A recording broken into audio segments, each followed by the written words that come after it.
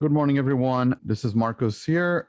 Thank you for joining us today on these Oracle Machine Learning Office Hours usage highlight. Today, we're going to be highlighting the use of Oracle Digital Assistant together with Oracle Machine Learning Services. And we're joined by Bob Peulen and Maurits Dijkens from the Netherlands. Thank you guys for joining us today. And we'll be here basically supporting you guys. Marcos and Asibia here. Sherry and Mark as well. And thank you very much again, guys, for doing this presentation. And take it away. Yeah, sure. So thank you, Marcos, for the introduction. And I'll be doing the presentation. Maurits, feel free to add on when necessary, of course. And if anything unclear, feel free to ask questions before or after. My name is Bob Peulen. I'm joined with Maurits Dijkens, both located in the Netherlands, in Utrecht to be very specific. Bob Peulen more focused on data science, machine learning, artificial intelligence, when it, of course, is generally available. Maurits is our local expert in, well, in more than, but also in Oracle Digital Assistants. So we combined our powers. We thought about integrating the machine learning capabilities on autonomous database with Oracle Digital Assistant. To give you some high-level overview of what we're exactly proposing. Just on one overview slide of what we're exactly doing. Of course, this is a slide we like always to propose to our clients. Not necessarily this one, but more in general. So on the left side, of course, we see the data sources, our integration services on OCI, the autonomous database. But the focus of today will be mainly on Oracle machine learning. This one, of course, I'm not going to talk about fully a lot about Oracle machine learning because, of course, you all know about Oracle machine learning on autonomous database. And we're going to mainly talk about the integration of both. And also all about the use cases that you could do with both. So imagine you could invoke, for example, a model based on a digital assistant. You can ask questions, invoke the model, and get returns within the chatbot. Well, of course, both are all on OCI, so both are Oracle Cloud Infrastructure Services. And for you, the ones that are not that familiar yet with Digital Assistant, and I can imagine not everyone is that familiar as with Oracle Machine Learning as with Digital Assistant. We have a small video to give some introduction on what exactly Digital Assistant is on OCI. We have a video for that. Anything that can explain a video is, of course, the best way to do it. So let's go do this. Introducing Oracle Digital Assistant, a feature of Oracle's cloud platform that lets you create AI-powered assistants that connect to your back-end applications. Digital assistants use natural language processing and machine learning to identify intents, follow context within a conversation, and automate engagements, allowing conversational interfaces to respond to users in an efficient and yet natural way. Businesses now can engage customers in a personalized manner through popular messaging apps and platforms like Facebook Messenger and Slack, or add a chat interface to their own branded apps. Oracle Digital Assistant even supports speech interfaces like Siri and Alexa. Now, your business can truly scale by automating repetitive inquiries that can be easily handled by an intelligent digital assistant. When a digital assistant can't answer a question, it still can transfer the conversation to your expert staff. This frees employees from the repetitive and mundane so they can work on more interesting problems. It's a win-win. How does it all work? We use advanced natural language processing and artificial intelligence to drive a contextual dialogue with users. This dialogue is tied to custom components you define and develop, letting you connect your digital assistants to multiple back-end systems. An easy-to-use environment helps you build, test, and deploy digital assistants. Oracle Digital Assistant is part of Oracle Cloud, the industry's broadest and most integrated public cloud.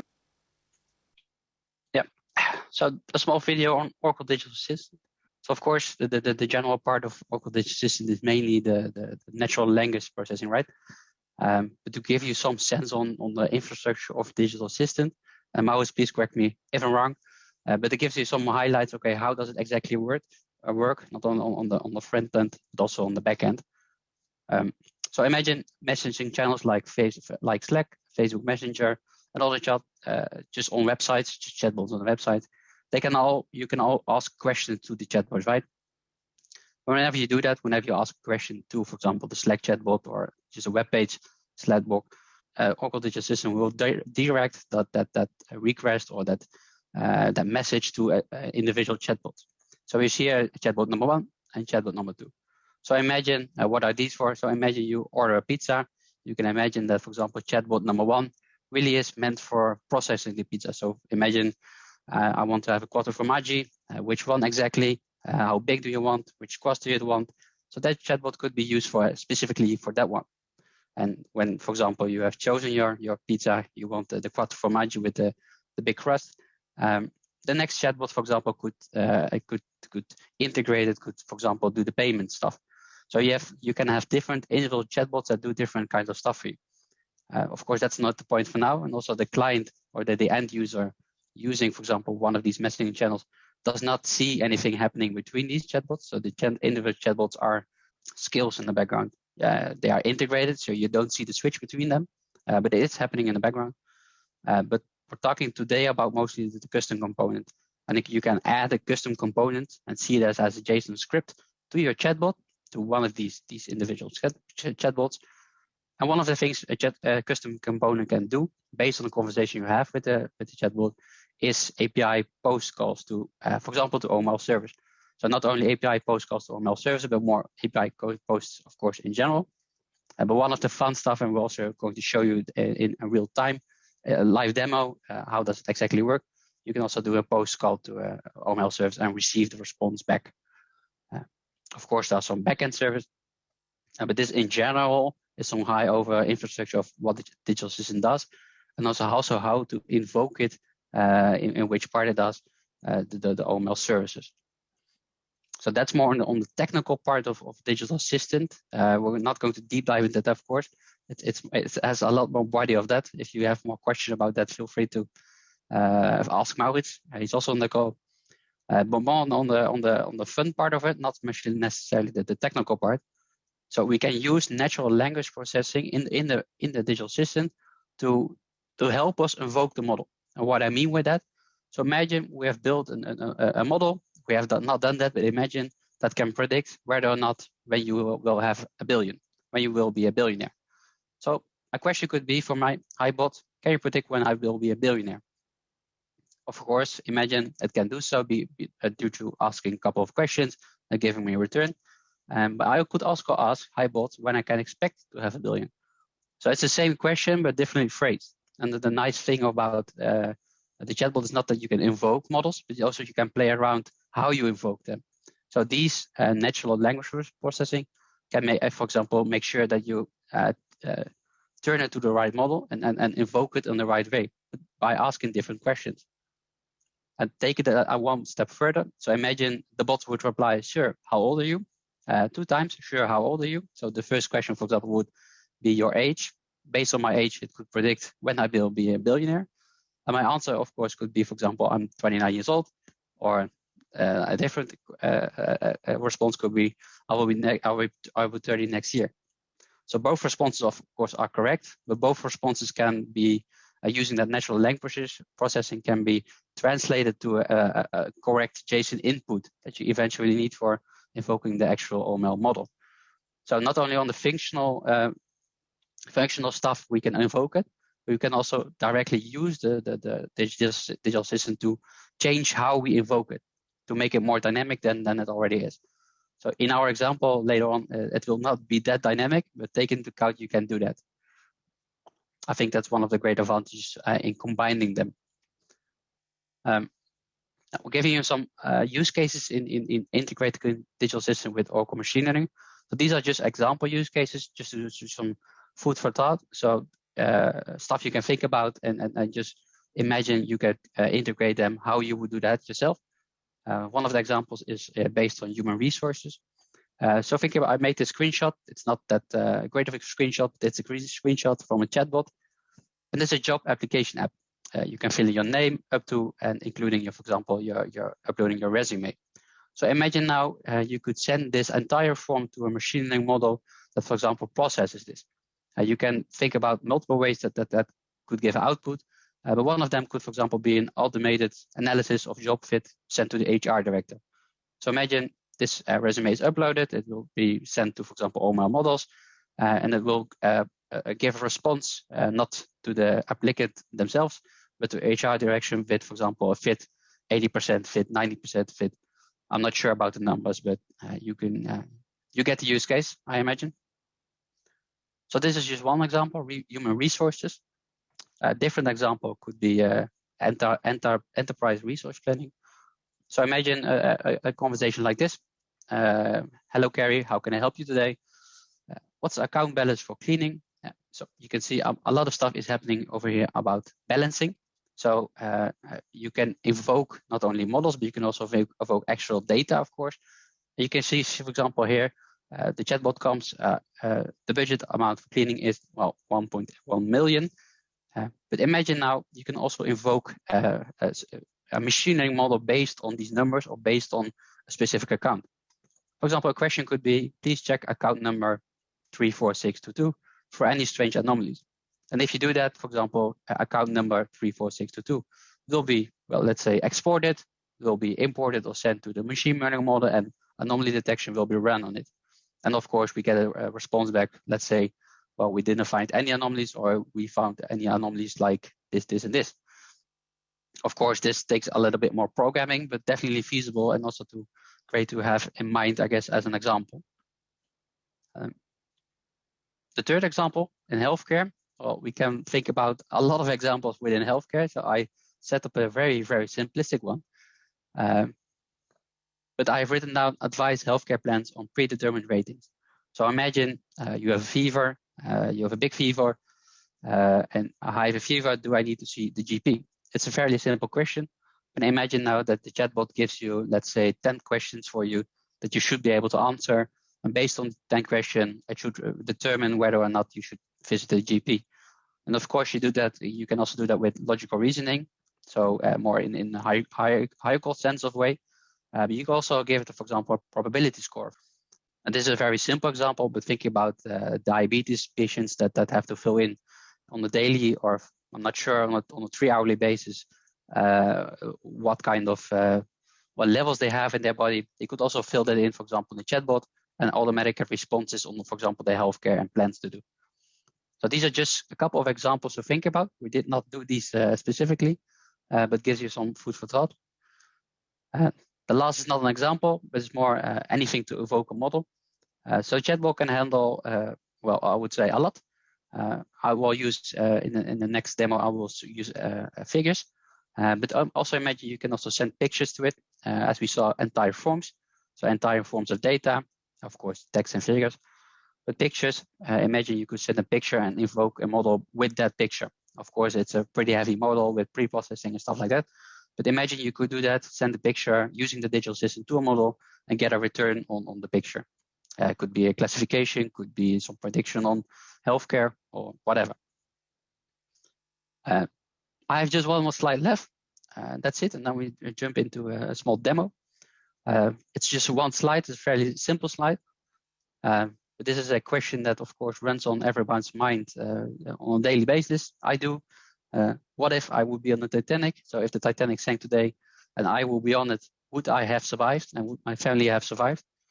Of course, when you imagine the Titanic sinking today, we all would have our iPhones out and filming it, and hopefully calling some local marine to get to come and save us. But this is a question: would you and your family have survived? Is something we are literally going to answer using a pre-built model. So I'm going to share my screen right now in a model. So I'm not going to actually run the model. I'm just going to show you for more proof of evidence that we actually built a model. So we built a Titanic model. We used the Titanic data on Kaggle, which is probably known to you all. And we built a simplistic model using the AutoML experience. It's a fairly simplistic model. I'm not going to show you how it exactly looks like, but I will show you just the deployed one.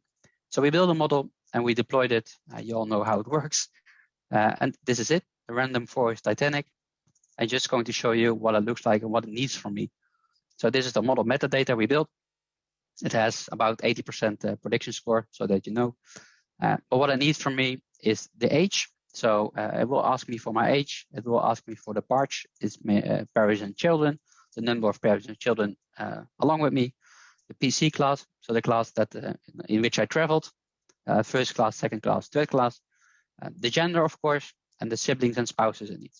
So it's a fairly simplistic model for predicting whether or not you would have survived the Titanic. And of course, the output variable will be survived categorical, 0, 1, 0 meaning you would not have survived, and a 1 meaning you would have survived. So this actual model, it's actually live in the autonomous database. And now we're going to use a simple chatbot to invoke the model. So I will go to a very simple website. So I set up this dummy website. It's not about the website, of course. It's all about the chatbot over here. But just to be sure, you see the Titanic over here. And what we're going to do is we're going to use age up to number of siblings. And we're going to send that to the Oracle database, the machine learning model, and get some response back. That's all we do to answer this question. So I open up the chatbot, and it's in English, of course, and it's a fairly simple chatbot, so it could be way more extensive, but for demo purposes, it should be more than fine. As you read it, so based on 5 short questions, we will determine your survival prediction. Here's question 1, what is your age? So I will fill this in for myself. I'm 20 years. Question 2, how many total number of parents and children were on the same trip with you, including yourself? Well, let's imagine 5 in total. Question number 3, it's based on the ticket class. So was I first class, second class, or third class? I'm pretty Dutch, so I'm cheap. So I travel third class. Question 4, are you male or female? Well, 1 is a female, 0 is a male. I will do a 0, sorry. And the last question already, how many siblings or spouses were in the same trip? Well, just for demo purposes, it doesn't really matter. But I will add 4. So now in the background, this will be sent as a JSON package to the Oracle database and machine learning, and will give me already a response. And thanks for Maurits, we get a response nicely in terms of sentence and also in a graph. So you can see here, your chance of survival is 71%. Your chance of dying is, of course, the reverse, 28%, almost 29%. So pretty big chances of survival for me and my family. And you see the same results within the graph. So that's fairly short in use cases and demo. Maybe it's a fun idea, Marcos, to do the same with you, and then we can probably look at some questions if there are any questions. Sure thing. So age, well, that's going to be different, right? 50. That's always a tricky question, of course. Question 2. Okay. How many parents and children were on the same trip? Children's. Well, I would say 2, actually. I don't have children, so that might be a bad thing, I guess, right? No worries. Number 3, let's go with second class. And the medium class. Yeah, the medium. Mm-hmm. That's a 0. Yeah, 0. And the last question. And siblings how many total number of siblings and spouses? That will be 6. Wow, that's a big family. Let's see what the result is. The first time is always a bit slower, so the second time would be better. Oh, man, I would have died. Yeah, I would not join you on the trip. I have better chances to survive. But logically, usually females have better chances of women have better chances of surviving the Titanic than men do. But in general, this is more in a very simplistic demo, of course, how you should do it. But imagine the use case you could do when you make it a little bit more extensive than this one. So that's for me. Excellent. Thank you very much, Bob. It was an excellent demo. And guys, if you have any questions specifically on any of the components, you can please ask on the Q&A. I see a question already in the chat itself. How are we showing the graph inside ODA? Yeah, that's Maurits here. For other demo purposes, I found some time ago a very nice open source API. It's called quickchart.io.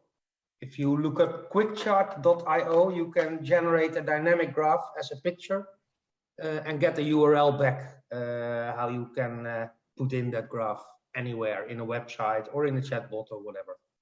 So it's quickchart.io. Excellent. Thank you. Any questions, guys? Make sure you use the Q&A panel. You can ask Maurits and Bob any questions you might have about the chatbot, and you can ask us questions as well about Oracle Machine Learning Services and the components, right, that were used as well in the background if needed. And if you guys want to test it for yourself, we can always send the HTML page, and you can go nuts and test whether you would have survived the Titanic yourself. Oh yes, I think that will be a great idea, Bob. People will probably love that. There is so people are asking for you to post it. And okay, what are the demo assets if they are published on Git, and where can they can be reproduced? That's a question from Aaron.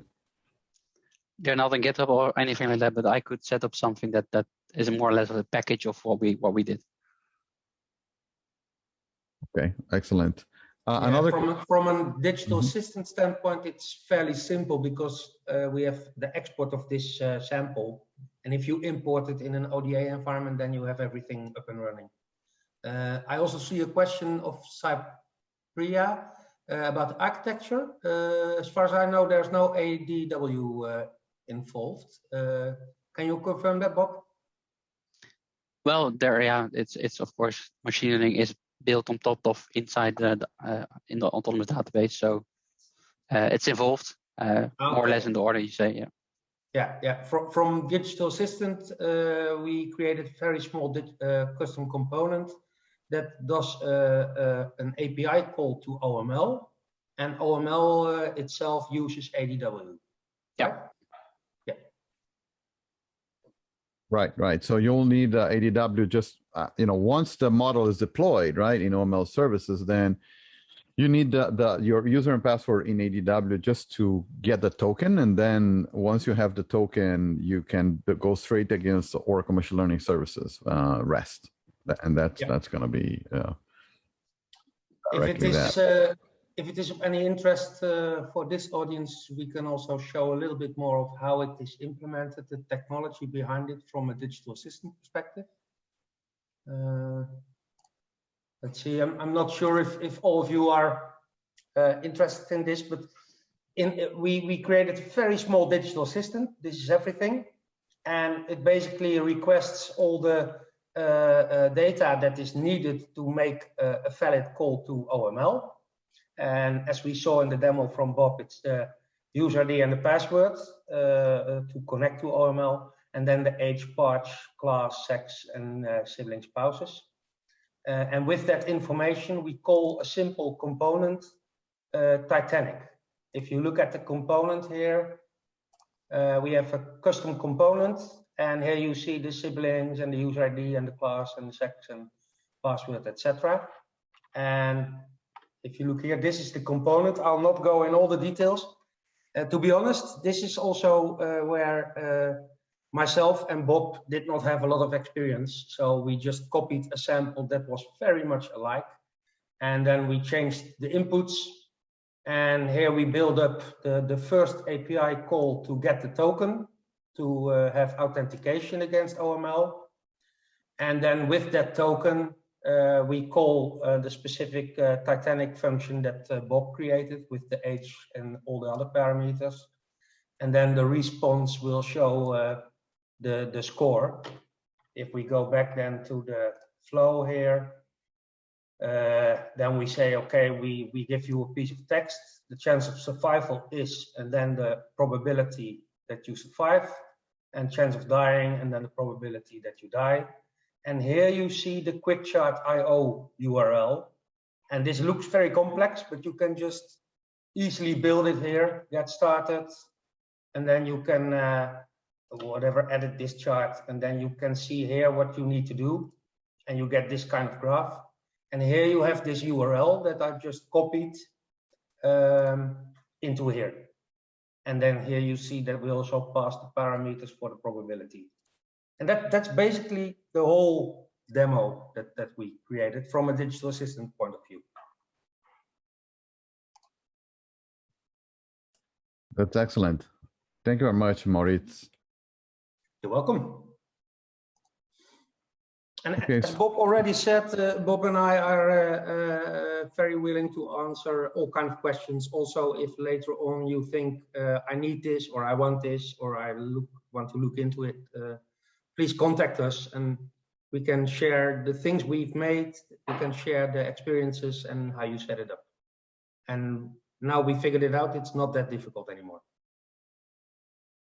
A question, Maurits and Bob, in developing this, what did you find to be the most challenging aspect of the integration? And what should people take away if they want to develop their own chatbots using this technology? What piece of advice might you offer? To be honest, there were two challenges, and these are in all these scenarios, it's always the same kind of things. Bob had to figure out exactly how you have to call OML, so the exact JSON and the URL, etc. And then I had to look for a sample that was closely to what we needed. And we've been struggling a whole day with this, but that's also because both of us are not very good at JavaScript. So you're struggling with a semicolon at the end of a line or typos or whatever. And now that we have this one, it is fairly easy to just change the URL, change the parameters, and reuse it for another call that we want to implement. But the first time, this took us a day for this very small piece to get all the syntax errors out. That's great to know, thanks. Yeah, the process itself actually was very well documented and not that hard. So it's just a matter of experience and knowledge to type this kind of code, I think. Maybe Bob has to add something more to that. No, I fully agree. I think that was the more complex part. The API call is more or less the same as you would do in Postman. But as you see in the script from now, it's more than that. So it has an extensive shell around that to link it to the digital assistant itself. And of course, that's documented, but it can be hard.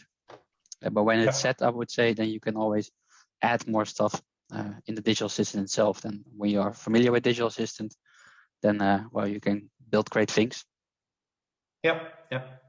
Okay. I also see a question from Fancy about the language processing. If you look at this small demo that Bob just showed, then you can see that we didn't use any language processing. There are no intents defined and nothing is there. If you look more general, what it would look like, let's see, let's take another example. It's not that fast currently. If you look at this one, for example, you see that we defined intents. Let's look at this very simple one. People might say, I love you, or kisses, or you're so good, or whatever. And then we train this intent with all kinds of sample utterances, sample sentences. It's not just a matter of matching words, but it's also looking at the construction of sentences and the correlation between them and the probabilities. And based on this training module, for example, if you want to talk to an agent, you might have different sentences to trigger on. And based on this model, you can train it here. And if you train the model, then it really builds a dynamic language processing algorithm to determine also with other sentences, which of these intents is most likely. And then it might say, if you say, I need help, it might trigger based on these sentences that you want to talk to an agent, for example. But in the demo for Titanic, we didn't use all this because it was just a very straightforward asking for five input parameters. And the skill can only do one thing, determine your chances of survival. So there's no intent recognition in that one.